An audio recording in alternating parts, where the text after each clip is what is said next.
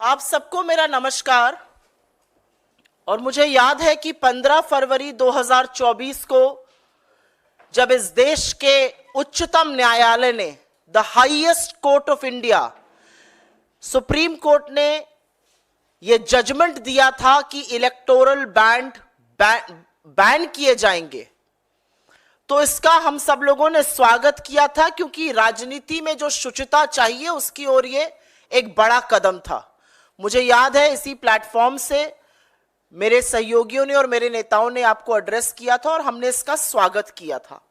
इसका स्वागत इसलिए किया गया था क्योंकि चुनावी चंदा जो होता है वो कैसे आ रहा है, उसको कौन दे रहा है, किस लिए दिया जा रहा है, क्या मोटिव है, यह लोकतंत्र में जनता को जानना बड़ा जरूरी है। और यह वाकई में एक ऐतिहासिक निर्णय था। 2017 से यह जो ऑर्गेनाइज लूट मची थी, इसका अंत सुप्रीम कोर्ट ने 15 फरवरी 2024 को किया था। उसके साथ साथ सुप्रीम कोर्ट ने इस देश के सबसे बड़े सरकारी bank, state bank of India को यह भी निर्देश दिया था, यह भी आदेश दिया था कि 6 मार्च तक इलेक्टोरल बॉन्ड के डोनर की सूची सार्वजनिक की जाए और चुनाव आयोग के साथ साझा की जाए। करीब 21 दिन का वक्त मिला था। जैसा कि मैंने कहा, पूंजीपतियों की बढ़ती हुई हिस्सेदारी, उनका बढ़ता हुआ प्रभाव, नीति निर्माण कुछ ही लोगों के लिए होना, यह सारा कच्चा चिट्ठा जो था वो खुल जाता अगर लोगों का नाम सार्वजनिक हो जाता। लेकिन बड़े हैरत अंगेज तरीके से जो एक्सपेक्टेड था, इसकी हम उम्मीद कर रहे थे कि एसबीआई सुप्रीम कोर्ट के सामने ये कहेगा, और एसबीआई ने ये कर दिखाया। एसबीआई ने सुप्रीम कोर्ट से कहा है कि ये डेटा देने में एसबीआई असमर्थ है और उसको 30 जून 2024 तक का वक्त चाहिए। मतलब टोटल 5 महीने का वक्त इस देश के सबसे बड़े bank, state bank of India को चाहिए। और हास्यास्पद बात यह है कि डेटा देना है 22,217 इलेक्टोरल बॉन्ड का। यह कितनी बड़ी विडंबना है कि 22,217 इलेक्टोरल बॉन्ड का जो डेटा डिजिटल इंडिया में और पूरी तरह से कंप्यूटरीकृत, पूरी तरह से कंप्यूटराइज्ड, एसबीआई को एक क्लिक ऑफ अ बटन पर यह डेटा मिल जाना चाहिए। इसके लिए एसबीआई को 5 महीने चाहिए। वो एसबीआई जिसके पास 48 करोड़ बैंक अकाउंट हैं, वो एसबीआई जिसकी 23,000 के करीब ब्रांचेस है, वो एसबीआई जो 66,000 एटीएम चलाता है पूरे देश में, उसको 22,217 इलेक्टोरल बॉन्ड किसने दिए, उसका विवरण देने के लिए 5 महीने चाहिए। यहां पर यह बताना जरूरी है कि भारतीय जनता पार्टी शुरू से असहज थी।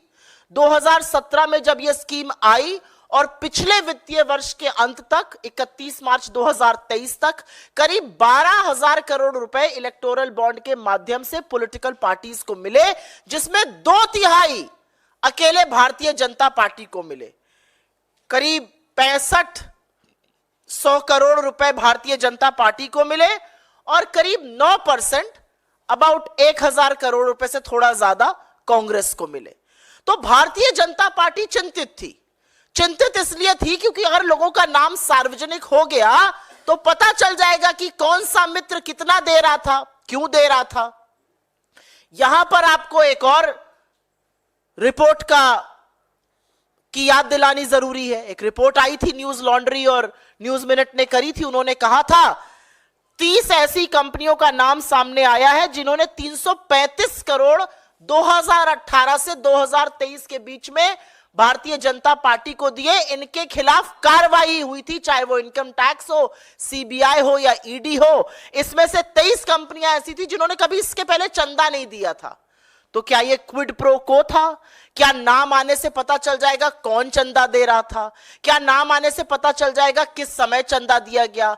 क्या ये भांडा फूट जाएगा कि चंदा लेकर कौन सी नीति बनाई गई? क्या ये सच सामने आ जाएगा कि चंदा लेकर किसके खिलाफ जांच बंद करी गई? क्या ये सच सामने आ जाएगा कि चंदा लेकर चंदा ना देने पर किसके खिलाफ जांच खोली गई, चंदा लेकर बंद कर दी गई? तो चंदा का भांडा फोड़ हो जाता।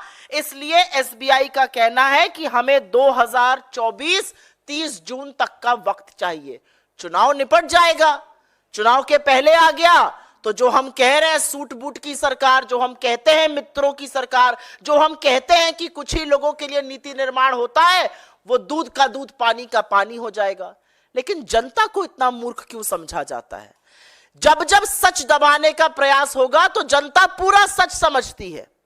जनता जानती है कि अगर आपके खाते, अगर आपके खजाने एक दो व्यक्ति पैसों से भर रहे हैं तो ये सरकार और इस देश का प्रधानमंत्री उन्हीं लोगों की गुलामी करते हैं, उन्हीं लोगों के लिए नीतियां बनाते हैं। हमारे इस मंच से कुछ सवाल हैं और सवाल बड़े स्पष्ट हैं और बड़े कम हैं। पहला सवाल हमारा यह है कि इस देश का सबसे बड़ा सरकारी बैंक, पूरी तरह से कंप्यूटराइज्ड बैंक एसबीआई को 22,217 इलेक्टोरल बॉन्ड देने के लिए 5 महीने का समय क्यों चाहिए? यह तो एक क्लिक ऑफ अ बटन पर होना चाहिए। हमारा दूसरा सवाल यह है कि एसबीआई को एकाएक जब अवधि जिस दिन देना था उसके 24 घंटे पहले एसबीआई क्यों जागा? क्या एसबीआई को 25 दिन का टाइम लग गया यह सोचने में कि उनको कितना वक्त लगेगा? और यह एक बड़ा सवाल है। एक और सवाल है और उसका मैंने उल्लेख भी किया कि 48 करोड़ अकाउंट, 66,000 करीब एटीएम, 23,000 करीब ब्रांचेस होने वाले एसबीआई को 22,000 महज अकाउंट के लिए 5 महीने चाहिए। यह कितना हास्यास्पद है। एसबीआई पर प्रेशर कौन बना रहा है? इस आर्थिक अनियमितता को, इस काले धन के गोरख धंधे को कौन पनपने दे रहा था? क्यों एसबीआई पर दबाव बनाया जा रहा है? ऐसा क्या हो जाएगा अगर चुनाव के पहले ये नाम सामने आ गए? और सवाल यह उठता है कि क्या लोगों को लोकतंत्र में यह जानने का हक नहीं है कि कौन किस पार्टी को कितना और कब चंदा दे रहा है, जिससे वो देख समझकर वोटिंग के पहले अपना मन बना सके? यह पूरा गोरख धंधा है। अलायंस अब एसबीआई के साथ की गई है। हम लोग शुरू से कह रहे हैं कि भारतीय जनता पार्टी इस देश के हर संसाधन, हर संस्थान, हर संस्था पे कब्जा करना चाहती है। पहले सीबीआई, ईडी और इनकम टैक्स बने नए फ्रंटल, अब लगता है एसबीआई बन गया है। और समझना जरूरी है कि कितना भी षड्यंत्र एसबीआई और सरकार मिलकर रच ले, मोदी जी ने किससे कब कितना पैसा लिया और उसके एवज में जांच बिठाई या जांच बंद करी, उसके एवज में कौन सी नीति बनाई, इसका फैसला जनता करेगी, क्योंकि जनता सब देखती और सब समझती है। I will very briefly make a statement in English on this particular matter. It's of grave national importance.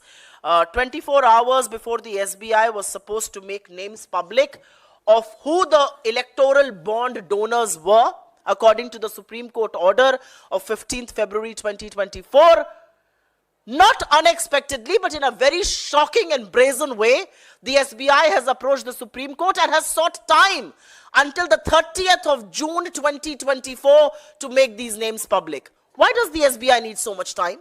SBI is not just India's largest lender, it is a fully computerized bank. It operates 48 crore bank accounts, it operates 66,000 ATMs, nearly 23,000 branches all over the country and beyond India. And this SBI needs 5 months to be able to gather data for just 22,217 electoral bonds. Why is the BJP so scared of these names coming out? It's important to remind you of two figures here. Between 2017 and 2023, from the onset of the electoral bonds till the end of fiscal year 2023 last year, about 12,000 crore rupees was collected by political parties through electoral bonds. It wasn't shocking But 2/3 of that went to the BJP, nearly 6,500 crore rupees. The Congress got a measly 9%. It is also important to remind you here that after the Supreme Court order, a very shocking report from News Minute and News Laundry made it public, and this is only the tip of the iceberg, that 30 companies contributed to about 335 crore rupees, and there were raids on these companies between 2018 and 2023 through various agencies like the CBI, ED, and Income Tax. 23 of these companies had never donated to a political party before. The quid pro quo is for all to see. So why is the BJP so scared? What is going to change if names become public? Let the names become public. Do people in this democracy not have a right to know that who is donating to which political party and how much and at what time? And is there a quid pro quo? Is policy formation happening on the basis of donations being received? Are agencies acting at the behest of these donations? Are agencies coaxing companies to donate to the BJP? Are probes happening and probes closing on the basis of donations that are coming in? And these are very simple questions that must be raised in any democracy. What is it that the SBI needs these 5 months for? And SBI woke up after 20-25 days to realize it needs additional time. There is a clear attempt by the SBI and the government of India, at the behest of Prime Minister Modi and the BJP, to conceal the names of donors through electoral bonds. But the people of this country can see through these sinister plots, and they see that every effort is being made to conceal the names of these donors. And it's for everybody to see. I don't think there's rocket science to it. I don't think there's a maze that nobody can solve. Everybody can see. They can just connect the dots.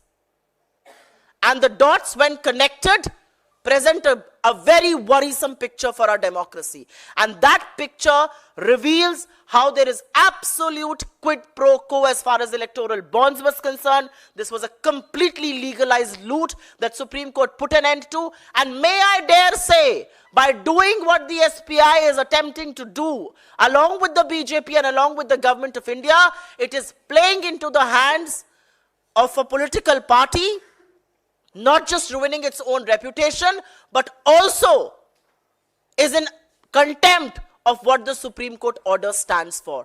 And that is absolute transparency as far as electoral donations are concerned. आपके सवालों का स्वागत है. पहले अगर आप इस पर सवाल लेंगे तो आपकी बड़ी कृपा होगी. I also wanted to make a very brief statement. I can make it right now or I can make it after your questions, which is on Google Ads. A very worrisome report has appeared. आप आजकल कुछ दिनों से अगर किसी भी site पर चले जाइए, इंटरनेट की कोई भी चीज देखिए, वहां पर दांत चियारे हुए, हंसते मुस्कुराते, आत्ममुग्ध हमारे देश के प्रधानमंत्री हर पोर्टल पर, हर साइट पर, हर वेबसाइट पर नजर आते थे. क्योंकि बीजेपी खूब धड़ाधड़ पैसा इतना है, इलेक्टोरल बॉन्ड से छुपाया जा रहा है, पानी की तरह बह रहा था वो पैसा. 50% गूगल का जो वीडियो एड्स है वो बैन हो गए. गूगल का अपना नियम है कि अगर 3 से ज्यादा उल्लंघन होता है तो अकाउंट सस्पेंड कर दिया जाता है. लगातार उल्लंघन हुआ है. हम जानना चाहते हैं कि उल्लंघन क्या था, हम जानना चाहते हैं उस एड में क्या गलत था, वो सब हटा दिया गया है. तो मेरा अपना मानना है कि जो सोशल मीडिया प्लेटफॉर्म्स है, मेरा अपना मानना है जो डिजिटल मीडिया प्लेटफॉर्म्स है गूगल जैसे, पारदर्शिता रखते हुए वो जरूर बताएं कि भारतीय जनता पार्टी ने क्या किया और अपने ही नियम कानून को माने और उसका उल्लंघन ना करें. ये एक विडंबना है कि इस देश की डेमोक्रेसी में, इस देश के लोकतंत्र में मुख्य विपक्ष के अकाउंट को, बैंक अकाउंट को फ्रीज किया जाता है, सोशल मीडिया अकाउंट्स को बैन करने की कोशिशें की जाती हैं, तमाम वॉलंटियर्स और बड़े लोग जो बोलते हैं उस पर ट्विटर और फेसबुक बैन लगाता है, पोस्ट को रिस्ट्रिक्ट करता है, और एक दूसरी तरफ भारतीय जनता पार्टी लगातार उल्लंघन करती रहती है. अब यहां पर सामने आ रहा है कि गूगल एड्स में भी उल्लंघन हुआ है और उनके एड चलते रहते हैं. तो मुझे ऐसा लगता है कि इन लोगों को इस देश के लोकतंत्र के जो नियम और कानून है उसके दायरे में रहकर काम करना चाहिए. लेकिन पहले आपसे एसबीआई के सवालों का स्वागत करते हैं. वाह. If you've seen their petition to the Supreme Court, they're trying to say that there are two different silos, and that is why they have to transcribe 44,000 odd, electoral bonds from the giver to the taker. The Supreme Court very clearly had said that it should be published by the 13th. Do you fear that there will be a level playing field that will, be washed away in case the Supreme Court gives a relief to SBI? I have said it in so many words. I am not going to get into the ambit of what the highest court in this land will do. But once the Supreme Court says that these electoral bonds should be banned, once these electoral bonds are unconstitutional, everything that comes with it should be exposed. The Supreme Court had given a very strict directive and in no uncertain terms had asked the SBI to make these names public. Are you telling me that the State Bank of India does not have the resources to put out the names of 22,217 electoral bond donors? Is this a joke? You operate 48 crore bank accounts all over the country. You have 66,000 ATMs. You manage 23,000 branches. The workforce is the largest for any lender anywhere in the world. And SBI can't put together 22,000 names? I mean, does that not ring an alarm bell? I do believe that in the interest of the Supreme Court order, which we have all hailed, which stands for transparency, I do believe that the SBI should be told to make these names public. And I do hope that they will not be getting any relief. Otherwise, they will have an impact. तो SBI को supreme court ने बोला आप नाम सार्वजनिक करिए. SBI ने कहा उनको 30 जून तक का वक्त चाहिए, 5 महीने का वक्त चाहिए. हमने यहां पर पूरा पर्दाफाश कर दिया कि कैसे ये सिर्फ ढोंग है, ये भारतीय जनता पार्टी और इस सरकार के काले कारनामे छुपाने का प्रयास है. ये सिर्फ चंदाखोरी में जो लूट हुई है, जो चंदे की चोरी हुई है, चंदे के बेसिस पर जो सरकारें चली है, उसकी बात है. अब उसके बाद मुझे ऐसा लगता है सुप्रीम कोर्ट स्वतः संज्ञान भी लेगा इस मैटर का. मुझे ऐसा लगता है अगर सरकार में लेश मात्र भी मर्यादा और शर्म थोड़ी सी बाकी रहेगी तो एसबीआई, क्योंकि एसबीआई का सबसे बड़ा share holder government of India है, वित्त मंत्रालय को एसबीआई रिपोर्ट करता है, तो मुझे ऐसा लगता है कि सरकार कुछ करेगी. अगर हम ही सब कुछ कर देंगे तो सरकार 10 साल से झुंझुना बजा ही रही है, अभी भी झुंझुना बजाने दें सरकार को. एसबीआई पर और इस चंदा चोरी पर अगर आपका कोई और सवाल हो.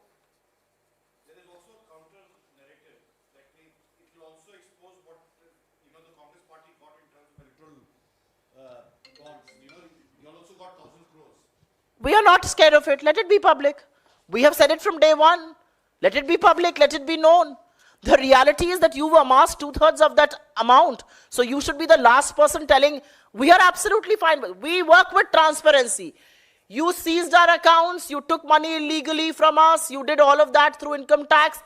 We give a damn. And that's because the people of this country realize what you're doing with India's main opposition.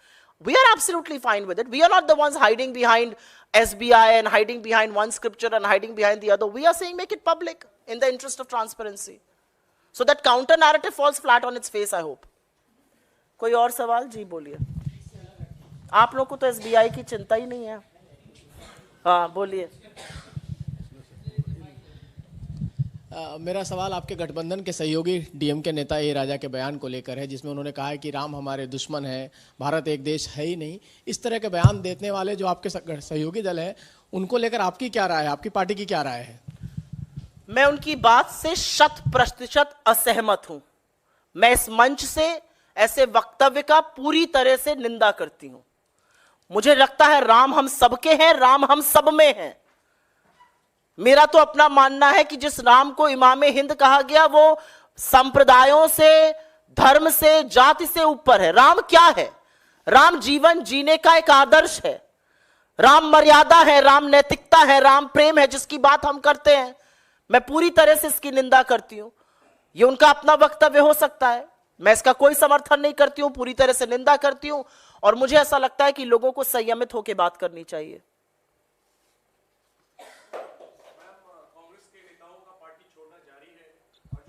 के बाद राजेश मिश्रा जो आपके केंद्रीय चुनाव समिति के सदस्य हैं और पूर्व सांसद भी रह चुके हैं, उन्होंने भी पार्टी छोड़ी है.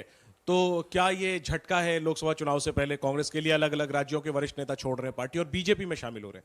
नहीं, मुझे नहीं लगता झटका है. उनका कारण क्या था छोड़ने का मुझे नहीं पता. मुझे ऐसा लगता है बिल्कुल झटका नहीं है.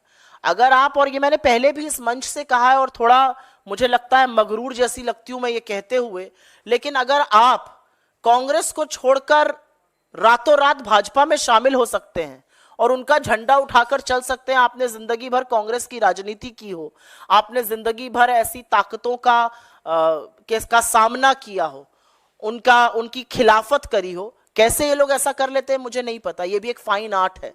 मुझे ऐसा लगता है कि बहुत लोगों का जिनका टिकट नहीं होगा या जो भी, वो ऐसा करेंगे। ऐसा करने में मुझे लगता है सबसे बड़ा जवाबदेही आपकी ना कांग्रेस को है, ना कांग्रेस अध्यक्ष को है, ना कार्यकर्ता को है। सबसे बड़ी जवाबदेही तो अपने अंतर मन को है, अपनी अंतर आत्मा को है। अगर वो इस काले कारनामों की आपको गवाही देती है तो ऐसा बिल्कुल कीजिए। आप आज नहीं कल चले जाइए, क्योंकि ये लड़ाई बड़ी मुश्किल है, ये लड़ाई बहुत लंबी है और ये लड़ाई पूरी ताकत से लड़नी पड़ेगी। अगर जरा सा भी संशय है तो कांग्रेस के सिपाही आप नहीं बन सकते इस दौर में। जी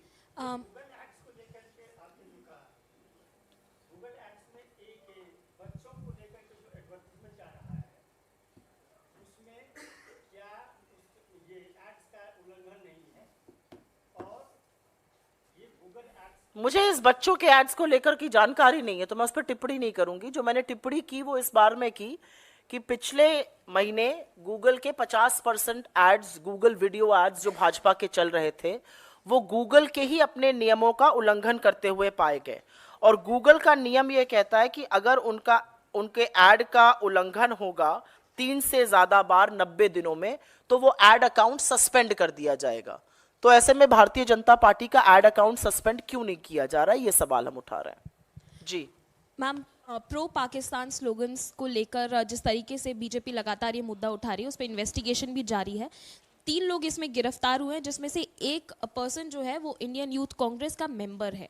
अब बीजेपी लगातार इस पर सवाल खड़े करते हुए कह रही है कि अब जो एमपी है कांग्रेस पार्टी के, उनको इस्तीफा देना चाहिए। और कांग्रेस का जो माइंडसेट है वो दिखाता है कि किस तरह से प्रो पाकिस्तान स्लोगन लगाने वाले जो लोग हैं वो कांग्रेस का ही एक हिस्सा है।